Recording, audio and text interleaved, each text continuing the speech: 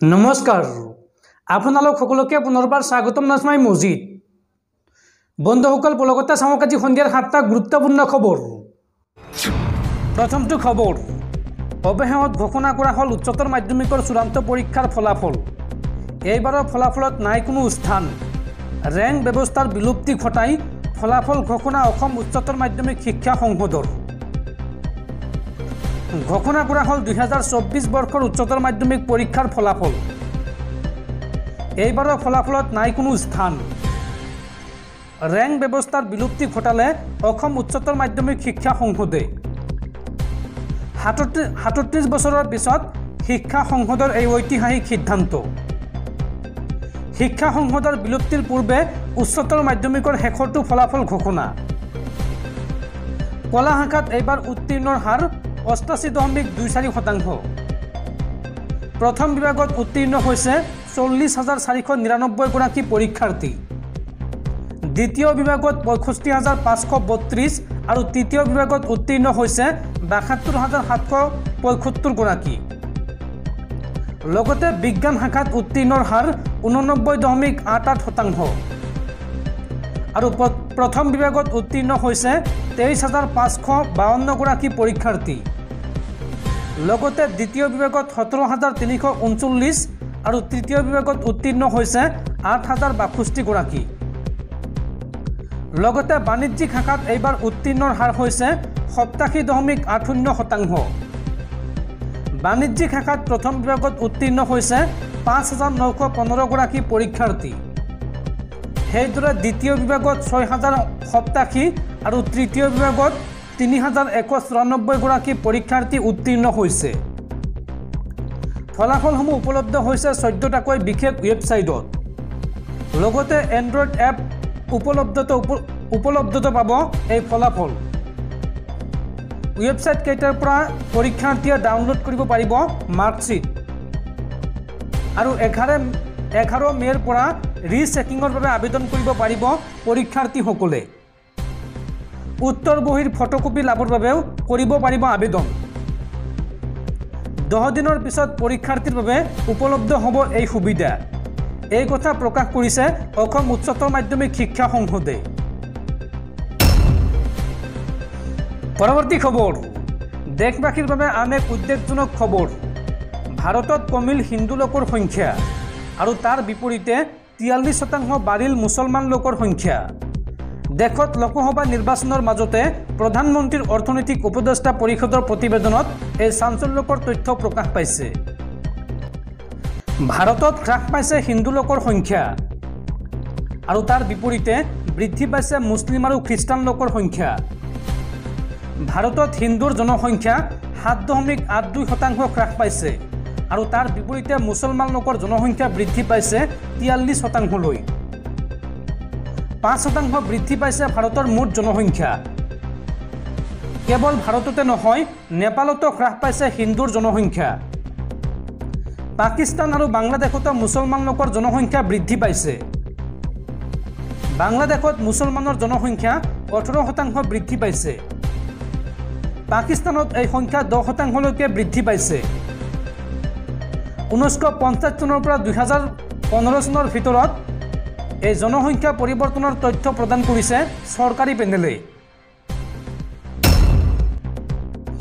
পৰৱৰ্তী খবৰ উচ্চতৰ মাধ্যমিকৰ চূড়ান্ত পৰীক্ষাৰ ফলাফল ঘোষণাৰ পিছতেই ৰাজ্যৰ শিক্ষামন্ত্ৰী ডাক্তৰ ৰণোজ পেগুৰ ডাঙৰ ঘোষণা। অহা বছৰৰ পৰা নাথাকিব ছেবা আৰু Assam higher secondary education council. SEBA আৰু কাউন্সিলক একত্ৰীকৰণ কৰা হ'ব আৰু এটা বৰ্ডে অনুষ্ঠিত কৰিব মেট্ৰিক আৰু হায়াৰ ছেকেণ্ডাৰী পৰীক্ষা। এই বৃহৎ ঘোষণা শিক্ষামন্ত্ৰীৰ। উচ্চতৰ মাধ্যমিকৰ ফলাফল ঘোষণাৰ পিছতে কেইবাটাও গুৰুত্বপূৰ্ণ মন্তব্য ৰাজ্যৰ শিক্ষামন্ত্ৰীৰ। শিক্ষামন্ত্ৰীগৰাকীয়ে এই সন্দৰ্ভত মন্তব্য কৰি কয় যে অহা বছৰৰ পৰা নাথাকিব ছেবা আৰু Assam higher secondary education council. একত্ৰীকৰণ কৰা হ'ব AHSEC আৰু ছেবাক। এখন বৰ্ডে অনুষ্ঠিত কৰিব দুটা পৰীক্ষা। নতুনকৈ শিক্ষা বিভাগে গঠন কৰিব এখন বৰ্ড। 10ম শ্ৰেণী আৰু দ্বাদশ শ্ৰেণীৰ পৰীক্ষা অনুষ্ঠিত কৰিব এই নতুন বৰ্ডে। একত্ৰিত হোৱাৰ সকলো কাম প্ৰায় সমাপ্ত হোৱাৰ কথা উল্লেখ কৰে শিক্ষামন্ত্ৰীগৰাকীয়ে। আৰু এইবাৰৰ উচ্চতৰ মাধ্যমিকৰ পৰীক্ষাৰ ফলাফলক লৈ সন্তুষ্ট ৰাজ্যৰ শিক্ষামন্ত্ৰী ৰণোজ পেগু। ছাত্ৰ ছাত্ৰীৰ উত্তীৰ্ণক লৈ কোনো ধৰণৰ উৎসৱ পতাৰ প্ৰয়োজন নাই বুলি মন্তব্য কৰে মন্ত্ৰীগৰাকীয়ে। উৎসৱৰ সলনি পঢ়া শুনা কৰি শৈক্ষিক ক্ষেত্ৰত জড়িত হৈ থাকক বুলি মন্তব্য শিক্ষামন্ত্ৰী ৰণোজ পেগুৰ।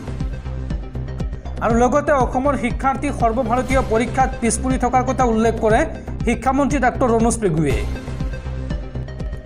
বন্ধুসকল, তাৰপিছত 4 নম্বৰ খবৰটো জনোৱাৰ আগতে আপোনালৈ এটা সৰু ৰিকুৱেষ্ট, যদি তেওঁলোকে এইটো ভিডিঅ'ত লাইক কৰা নাই তেন্তে প্লিজ এটা লাইক কৰি দিয়ক। আৰু এনেকুৱা ধৰণৰ নতুন নতুন ভিডিঅ' পাবলৈ চেনেলটো ছাবস্ক্ৰাইব কৰি কাষত থকা বেল আইকনটো প্ৰেছ কৰি ৰাখক। পৰৱৰ্তী খবৰ, সাৱধান, অসমত সোৱাইন ফ্লুৰ আতংক। ৰাজ্যত দ্ৰুতগতিত বৃদ্ধি পাইছে সোৱাইন ফ্লুৰ সংক্ৰমণ। আৰু ইতিমধ্যে সোৱাইন ফ্লুত আক্ৰান্ত হৈ ডিব্ৰুগড়ত মৃত্যু হৈছে এজন লোকৰ। আৰু সোৱাইন ফ্লুক প্ৰতিহত কৰিবলৈ সাজু হৈ পৰিছে ৰাজ্য চৰকাৰ। অসমত সোৱাইন ফ্লুৰ আতংক। ৰাজ্যত দ্ৰুতগতিত সংক্ৰমণ বৃদ্ধি পাইছে সোৱাইন ফ্লুৰ। সোৱাইন ফ্লুক প্ৰতিহত কৰিবলৈ সাজু হৈ পৰিছে ৰাজ্য চৰকাৰ। সাজু কৰি তোলা হৈছে অসমৰ চিকিৎসালয়সমূহ। সকলো যাৱতীয় ব্যৱস্থা গ্ৰহণ কৰিছে স্বাস্থ্য বিভাগে। কলিয়াবৰত সোৱাইন ফ্লু সন্দৰ্ভত এইদৰে স্বাস্থ্যমন্ত্ৰীৰ কেইবাটাও গুৰুত্বপূৰ্ণ মন্তব্য। পৰৱৰ্তী খবৰ, ঘোষণা কৰা হ'ল হায়াৰ ছেকেণ্ডাৰী চূড়ান্ত পৰীক্ষাৰ ফলাফল। আৰু হায়াৰ ছেকেণ্ডাৰী ফলাফলক লৈ আপুনি সন্তুষ্ট নহয় নেকি? যদি সন্তুষ্ট নহয় তেন্তে পুনৰীক্ষণৰ বাবে আপুনি অনলাইনত কৰিব পাৰিব আবেদন। এই কথা জনালে অসম উচ্চতৰ মাধ্যমিক শিক্ষা সংসদে।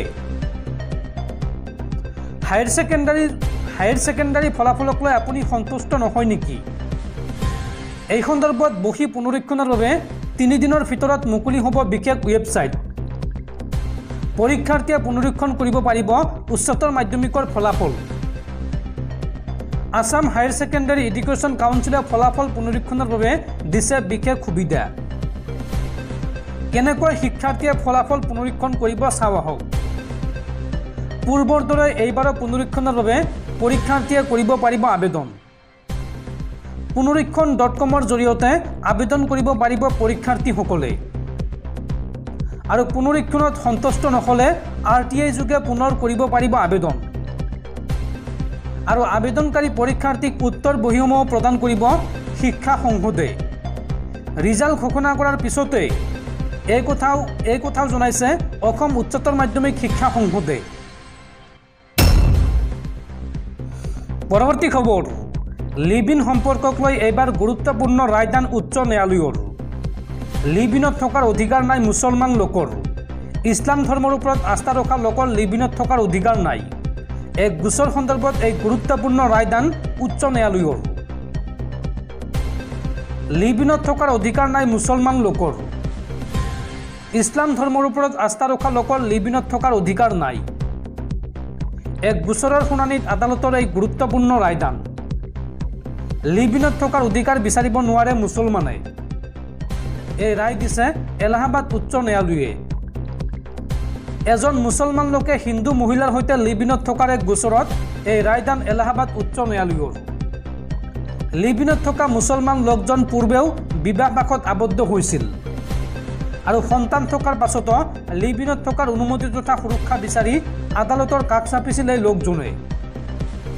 পত্নী জীৱিত থকা অৱস্থাত লিভ ইনৰ অধিকাৰ বিচাৰিব নোৱাৰিব বুলি মন্তব্য এলাহাবাদ উচ্চ ন্যায়ালয়ৰ।